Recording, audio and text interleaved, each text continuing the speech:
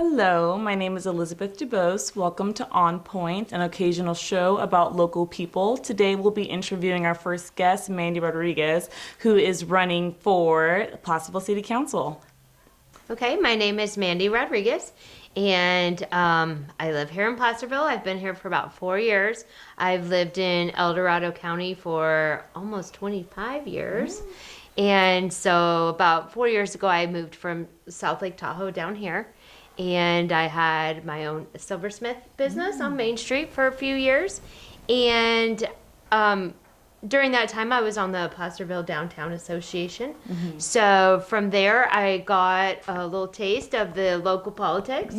And so with everything going on these days, I thought, hey, why not get myself more involved with city council and with the local politics here.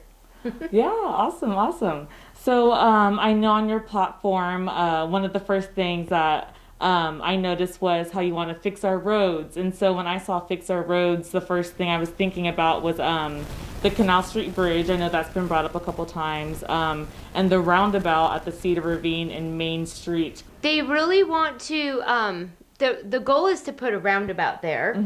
A lot of people like to do roundabouts because they get grant money specifically to do roundabouts. And when you speak to the people that live on Clay Street, and I actually lived on Clay Street for a small time, it's really going to make more traffic there. And if you live on Clay Street, you will realize it is a freeway. People go very, very fast already. So to go and do this roundabout, it's a lot of work. It's a lot of money. It's going to change the area right there. And there's things we can do by just, I think, improving it, making it, beautifying that area instead of just completely changing the whole direction. And so it's a very passionate topic, you know. And then also too on your platform, you say that you want to preserve local history to add on to fixing our roads and the bridge and the roundabout. So with local history, it often concentrates on the local community, cultural and social aspects of history. What cultural and social aspects of El Dorado County's local history are you most interested in preserving? Well, my grandmother was a big historian, I should say. She collected books from all over. She was a poor girl who grew up in Jersey, moved to Los Angeles back in the 50s, and she collected books from all kinds of areas around here. And she has a huge collection of books from the gold rush. And when you start digging into those books, you really realize the history here that is so rich and so diverse. And of course, we always go back to the news and those kind of things. And we have to realize back then, it was really our only justice that we had to protect all people that lived here.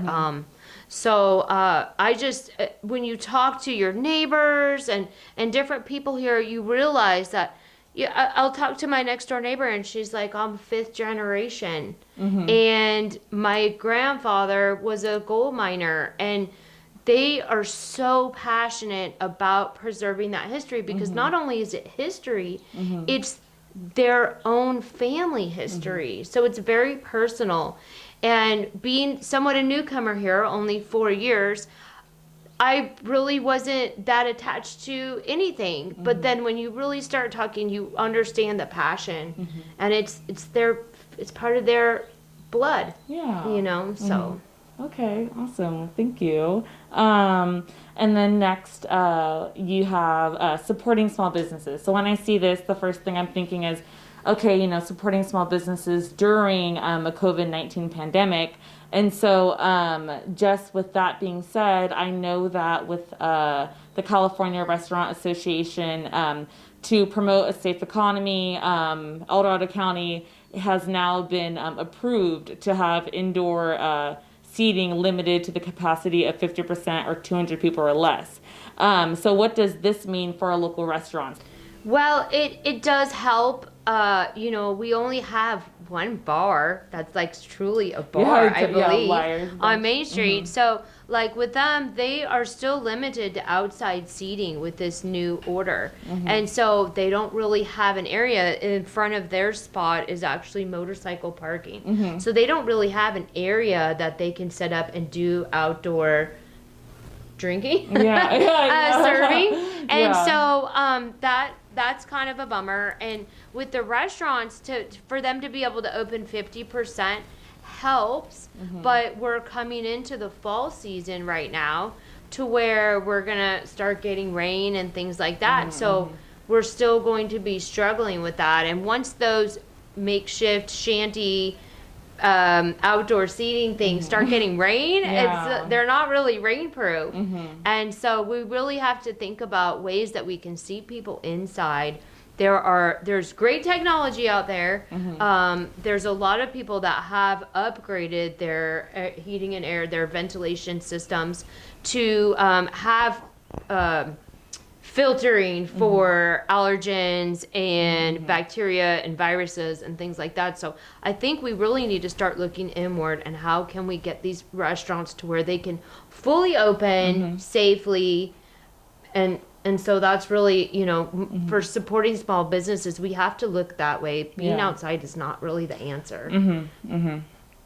Well, thank you. So, and then next we have on your platform that you want to address our homeless, drug, and mental illness epidemic. So, what can you bring to the table as a city council board member that will address the homeless, drug, and mental illness epidemic? It's a really tough one because you do have compassion for the homeless.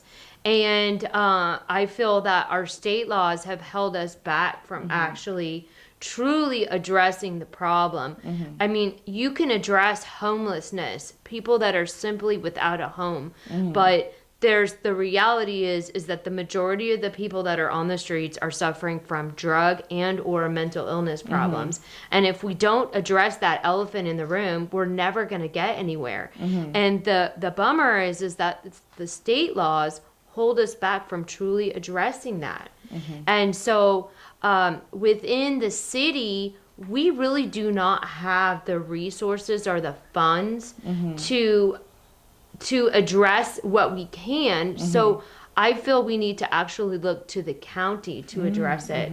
And so it's a really tough one. And with COVID right now, we don't have a place to home them. We do not have the nomadic shelters. And when you think about that, that's pretty heartbreaking. When there are people that they do prefer living outside and they do prefer that lifestyle, but when you get torrential rains like we get here, they kind of go, okay, it's time to find a shelter. They're not going to have that shelter. So it's a big issue and it's only growing. So. I agree. And so I have 3 questions that I've received from the community.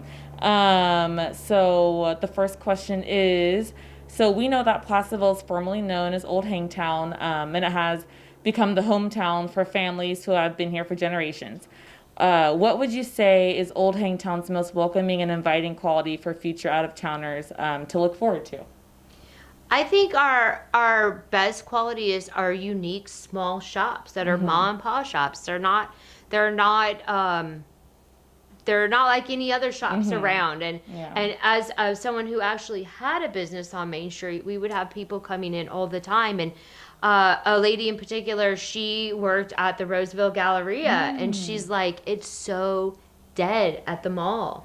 And growing up, the mall was like the place to be, but people kind of got sick of that same old. You can go get it online, Amazon or whatever. And so to be able to come to our small town and have unique, curated type items to purchase, and we have 4-star restaurants. All of our restaurants, I believe, are 4 stars right now. Yeah, they're good. That's huge. So we have great dining. They're unique. They're not chain restaurants. You cannot go anywhere else to get them. So I think that's really the great draw about Hangtown. Awesome. Yeah, I agree. The next question is, as a member of a politically diverse community, campaign members are motivated to run a nonpartisan campaign. Old Hangtown is printed on Mandy Rodriguez's campaign poster. Do you think that the context of Old Hangtown will encourage people to participate in this year's election?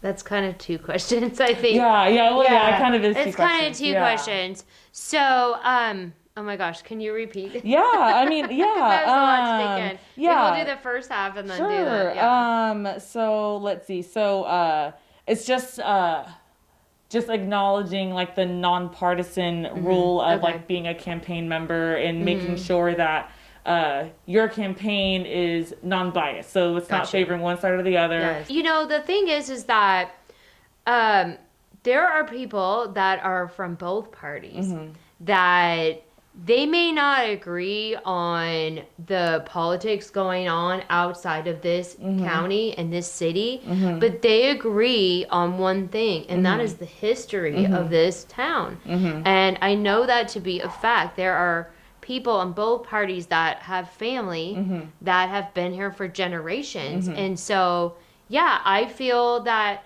when I came here, I liked the name. I thought it was cool. The first time I actually knew of Hangtown was with the Hangtown Motocross.